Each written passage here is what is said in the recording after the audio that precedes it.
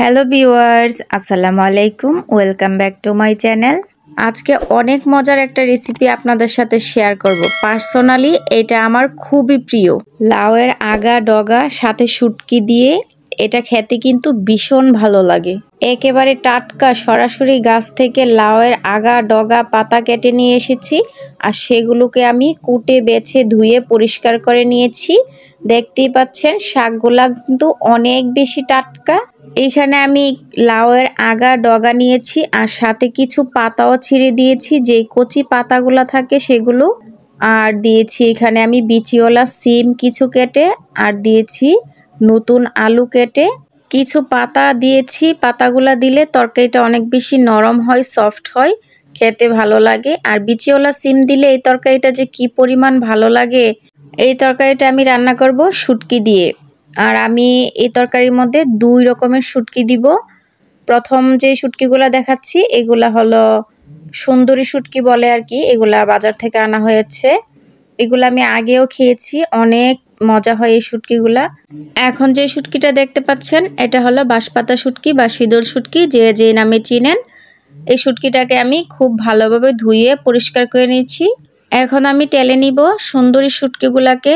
এটা যেহেতু শুকনা শুটকি, এটাকে একটু টেলে নিলে ভালো হয়। বেশি একটা টালবো না, হালকা একটু 1 মিনিট বা 2 মিনিটের মতো টেলে নিলেই হবে। তারপর আমি শুটকিগুলার মধ্যে একটু পরিমাণ পানি দিয়ে ভিজিয়ে রাখবো, এতে করে শুটকিগুলা কিন্তু নরম হবে, সফট হবে।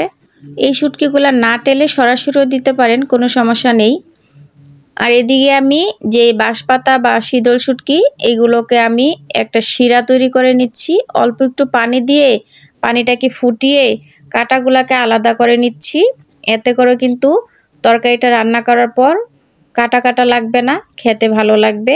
তো এইভাবে করে আমি শিরাটা তৈরি করে নিয়েছি আর কাঁটাগুলাকে আলাদা করে নিয়েছি। এই যে দেখতেই পাচ্ছেন, আমি শুধু শুটকির পানিটা দিব, কাঁটাগুলা দিব না, কাঁটাগুলা ফেলে দিব। আর এদিকে আমি রসুন কাঁচামরিচ থেতলিয়ে নিব। এভাবে করে রসুন কাঁচামরিচ থেতলিয়ে দিলে অনেক ভালো লাগে, তরকারিটার টেস্টটা অনেক ভালো আসে। আমি কিন্তু এই তরকারির মধ্যে বাটা রসুন দিব না। প্রথমে আমি রসুনগুলোকে হালকা একটু থেতু করে নিয়েছি, তারপর কাঁচামরিচগুলো দিয়ে দিয়েছি। এখানে আমি বড় সাইজের একটা রসুন দিয়েছি আর 7-8 পিসের মতো হবে কাঁচামরিচ দিয়েছি। তো থেতু করা হয়ে গেছে। যেই শুটকি শিরাটা মানে পানিটা রেডি করেছিলাম সেটার মধ্যে এখন কাঁচামরিচ তারপর রসুন এগুলা দিয়ে দিয়েছি। তারপর দিয়ে দিলাম সুন্দরী শুটকিগুলা। এগুলো আমি খুব ভালোভাবে ধুয়ে পরিষ্কার করে নিয়েছি অনেকক্ষণ ভিজিয়ে রেখে। এখন দিয়ে দিব মশলা।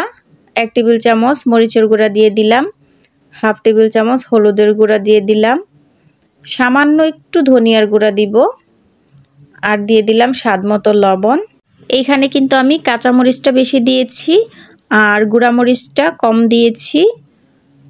এখন সব কিছু একটু ভালোভাবে নেড়েচেড়ে মিশিয়ে নিয়েছি। এখন দিয়ে দিব আমি লাউয়ের আগা ডগা পাতা এগুলা। প্রথমে অল্প কয়টা দিয়ে সব মশলার সাথে নেড়েচেড়ে মিশিয়ে নিয়েছি। তারপর আমি সবগুলা দিয়ে দিব। এই রান্নাটা কিন্তু অল্প মশলায় খুব টেস্ট হয়। এখানে 2 ধরনের শুটকি দেওয়া হয়েছে, যার জন্য কিন্তু এই রান্নাটার টেস্ট আরও বেশি বেড়ে যাবে। এখন এটাকে ঢেকে দিব। ঢেকে দিয়ে চুলার আঁচটাকে হাই হিটে দিয়ে 10 মিনিট জাল করে নিব। 10 মিনিট জাল করে নেওয়ার পর সব কিছু থেকে কিন্তু পানি ছেড়ে দিয়েছে। এখন একটু নেড়ে মিশিয়ে নিব। মিশিয়ে নেওয়ার পর আবার ঢাকনা দিয়ে ঢেকে দিব। এখন আমি চুলার আঁচটাকে হাইয়ে থেকে কিছুটা কমিয়ে দিব, মানে আস্তে আস্তে জাল করে নিলে সব কিছু খুব ভালোভাবে সিদ্ধ হবে। লাউয়ের আগা ডগা কিন্তু অনেক বেশি কচি ছিল, যার জন্য বেশি একটা সময় লাগবে না রান্না করতে। আমি শুধু 10 মিনিট ঢাকনা দিয়ে ঢেকে রেখেছিলাম, এরই ভিতরে কিন্তু সব কিছু সিদ্ধ হয়ে গেছে, একেবারে নরম হয়ে গেছে। এখন আমি সব কিছু একটু কাঠিটা দিয়ে ভেঙে ভেঙে দিব। এগুলা একটু ভাঙা ভাঙা হলে কিন্তু মাখা মাখা হয়, তরকারিটা খেতে ভীষণ ভালো লাগে। সব শেষে আমি এখানে অ্যাড করে দিচ্ছি ধনিয়া পাতা কুচি। আর শীত সিজনে কিন্তু ধনিয়া পাতাটা বাজারে অ্যাভেলেবেল বেশি পাওয়া যায়, তো আপনারা চেষ্টা করবেন বেশি করে ধনিয়া পাতা দেওয়ার জন্য।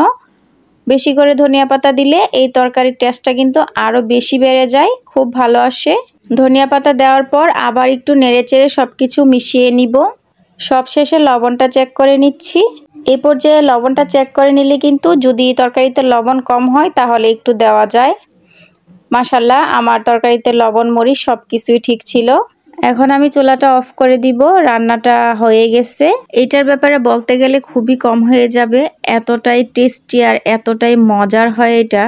আশা করছি লাউয়ের আগা ডগা আর শুটকি দিয়ে রেসিপিটি আপনাদের কাছে ভালো লেগেছে। আর যদি ভালো লেগে থাকে চ্যানেলটা সাবস্ক্রাইব করে লাইক কমেন্ট শেয়ার করে দিবেন। আজকে এই পর্যন্তই। সবাই ভালো থাকুন, সুস্থ থাকুন। আল্লাহ হাফেজ।